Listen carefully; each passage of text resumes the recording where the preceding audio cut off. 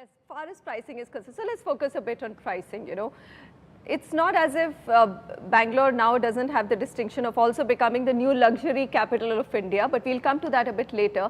I'm curious to understand what your view is on RBI actually now characterizing under priority sector, housing up to 65 lakhs in Bangalore city for loans up to 50 lakh rupees. Is that a big positive, Ashish? Especially because you're in that segment in a big way. So we have Provident, which is in that space, the premium affordable space. I think it's a very big positive.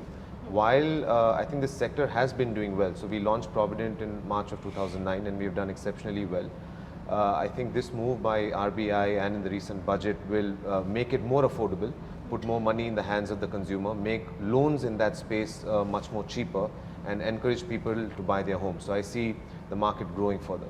Will it encourage a developer like you to look more towards, I mean, there is a luxury portfolio right now, which is very visible in the Brigade Enterprises portfolio. There is also premium homes, but now will you concentrate and look at the opportunity of budget homes? And I'm talking about everything 65 lakhs and below. So I'm saying 50 to 65 lakhs. No, we already, as far as Brigade Group is concerned, we already have a substantial how much would that be out of your portfolio? Nearly 10,000 apartments we have in this 65 lakhs and below. And to be fair, I think the government has been very right in classifying it 65 lakhs and below as the affordable or the budget homes. And other than Mumbai and Delhi, I think for rest of the city, I think it's a very good figure that the government has been very fair in fixing the figure. So you're saying as a business strategy, it's not that you are going to look at that segment anymore. You've already been looking at that segment. We are already looking at that. In fact, a number of our projects are even in the range of 30 to 50 lakhs.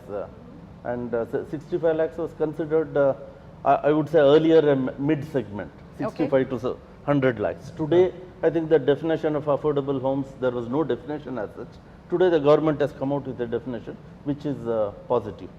All right. So if Mr. Razak, if I were to come to you, look at your luxury portfolio and tell me, going forward, what is it that you would like to do more for Bangalore City? What kind of homes would you like to give Bangalore City? See, I have always been advocating that the volumes will come from the mid-segment.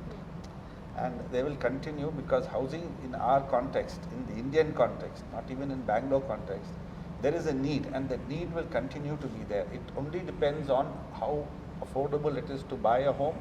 So we've been concentrating on that mid-segment and that's how we've been able to get those volumes. Like if you look at my operational note that we released just 2 days ago, the quarter gone by, we've done 1,400 crores of sales, which just tells you. Now that it will not come only from the luxury segment and you have to have, see, luxury is there, but then that's a niche market.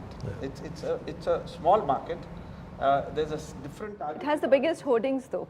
I guess that needs selling. Affordable homes and budget homes don't need selling. Exactly, but then you see, one more thing is, Bangalore's affordable homes looks like luxury homes. Yeah. Okay, now I will take that with a pinch of salt, if not a bag full of salt. The pricing of the luxury flats in Bangalore is at a mediocre level in some other cities. And I think every one of us has a threshold of how much luxury can we sell. But 4.2 crores, Mr. Virvani, is luxury in any city of India. But even if you look at Delhi, in a lot of places, 4.2 crores are in Bombay to sell that kind of flat. People need to just buy, I mean, there is the capacity or number of. So what you're getting for luxury in Bangalore might be higher than what?